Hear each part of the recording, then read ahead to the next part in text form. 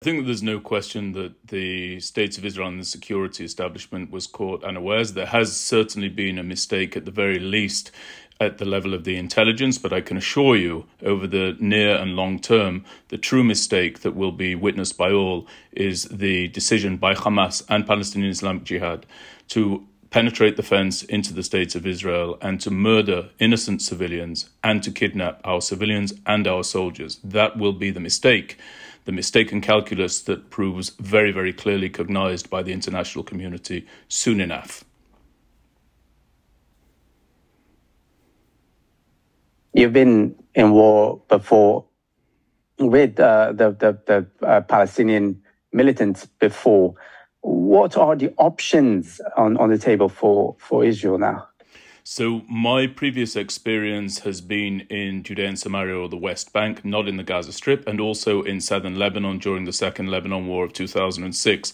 I quite frankly think that previous experience, however, is unrelated to what the future options are for Israel's security establishment and for this Israeli government. I cannot see under the current circumstances any option but for a wide-ranging, sustained, costly ground incursion into the Gaza Strip with a view to finally ridding that enclave of terror of its terrorist commanders, namely Hamas and Palestinian Islamic Jihad at the very least in terms of the fighting terrorist organizations within the Gaza Strip. I'm not referring to the civilians, of course. I can also tell you that this unprecedented situation really should be a very clear message to the international community who wonders what Israel is defending itself against. Well, now you know. Now you know that given any opportunity, those inside the Gaza Strip will storm into the States of Israel, will kidnap our innocents, will murder our mothers, our children, will kidnap our soldiers who are our citizens as well. And they will do so during our festivals, during our holy days. And they have decided to do so on this day, 50 years precisely since the outbreak of the Yom Kippur War. And just as the States of Israel turned the tide during the Yom Kippur War after the initial dreadful shock, so too will the States of Israel turn the tide back on these terrorist organizations in this case as well.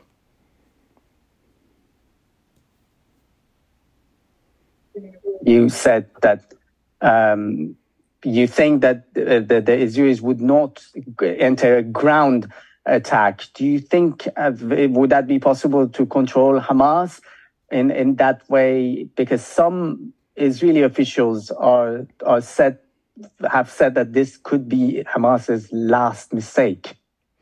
So just to clarify, I believe that this Israeli government will be left with no choice other than a large-scale, sustained, decisive, conclusive and costly ground incursion into the Gaza Strip in order to rid that enclave of its terrorist rulers, specifically Hamas and Palestinian Islamic Jihad. I think that Hamas may well have miscalculated when it came to undertaking the atrocities that it launched from 6:30 in the morning on this day, and it will pay a very heavy price, not only because the Israeli defense establishment will demand so and be required to do so, not only because the Israeli government will have the very same series of expectations upon its shoulders, but because the Israeli citizens and civilians will not tolerate the ongoing situation as we have seen to this point. It's time to change the calculus in the Gaza Strip, and to do that, a ground incursion, in my estimation, will be required, will be demanded by our citizens in Israel, and is the only way to rid ourselves of this ongoing terrorist threat, which has now tragically, in the most depraved manner imaginable, been converted from a mere threat into a horrific reality.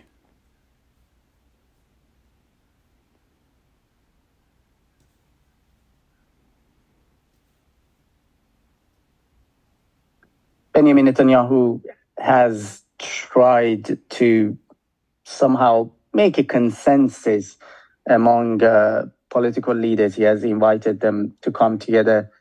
The fact that information sources and apparatus have failed to stop this attack, could that have any consequences for Benjamin Netanyahu's government?